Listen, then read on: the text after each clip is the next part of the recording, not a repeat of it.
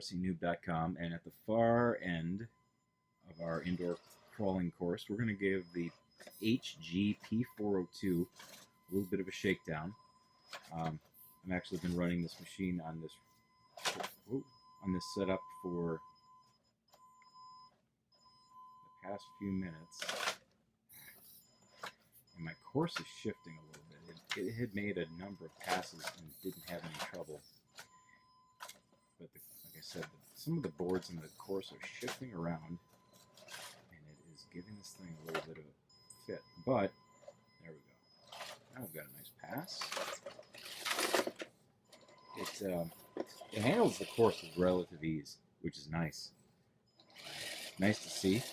I will note or mention that I do have different wheels and tires than what came with the rig originally. Ooh, back up. They are basically a spare set of wheels and tires off of my Axial SCX10. Get up here.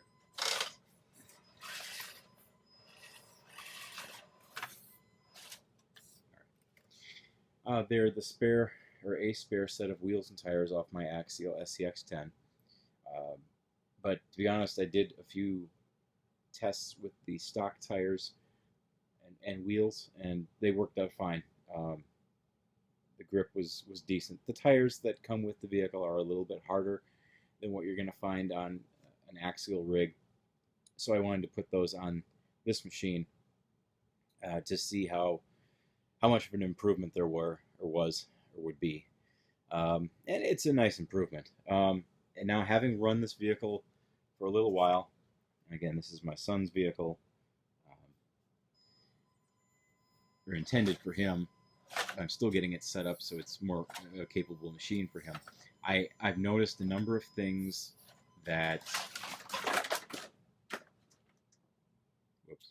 So there are a few things that I guess I'm not overly thrilled with on this vehicle, but again, that's fine. For what I paid for it, I was expecting to have a few things not be up to my standards. The first thing is the servo. It isn't a very strong servo. Well, I take that back. It's a strong enough servo. The biggest problem is I'm not getting the full amount of steering radius or turning radius out of this machine that I need. I'm having to back it up and go forward and make a lot of little minor adjustments when just trying to drive it around our basement. When you're driving it outside, you have a lot more room to roam. So that will be one thing that we're going to upgrade on this rig. The second thing that's been bugging me about this machine, and again, you get what you pay for, so I'm fully aware of that. But the second thing would be the mount on the spur gear. And again, you're not going to see it, the mount specifically like this, but when the vehicle is under power, there's a good amount of wobble and warp. And I was wondering where that warp and wobble was coming from. It's not off of the pinion gear, it's off of the spur gear, and specifically the spur gear mount. The hole through that mount plate is not straight through and true. It's off kilter badly. So that's one thing that I'm going to adjust on this machine. It doesn't appear to be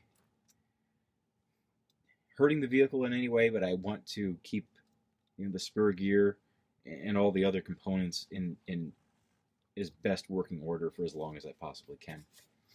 Another issue,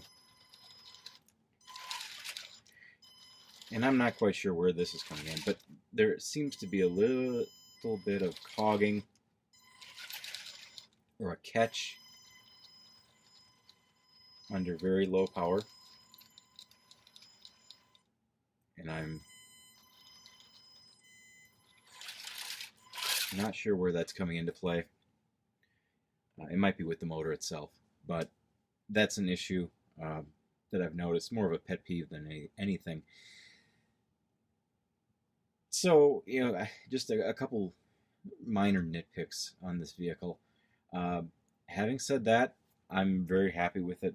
My son's very happy with it. He's still getting the hang of driving it. It's got more power than anything he's had up until this point. But I'm happy with how he's progressing with it. He hasn't driven it for maybe a week or so, but he had a good time the last time he did drive it, just driving it around the basement and getting used to how the machine handled and how to apply throttle and how to apply brake and all those basics.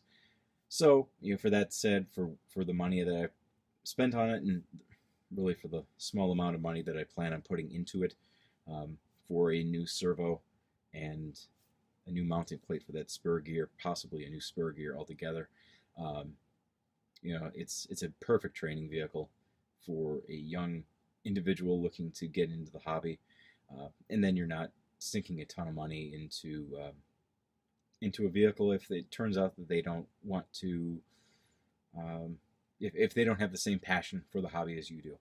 So, just that's, I guess, a real quick indoor run of the HG P402. Fun little rig. I really enjoy it, and my son really enjoys it, and that's the important part. So until next time, this is Tim with RCNewb.com. Be sure to like this video if you do like it, and if you haven't already, please subscribe to the channel, and we'll have more on this vehicle in the future.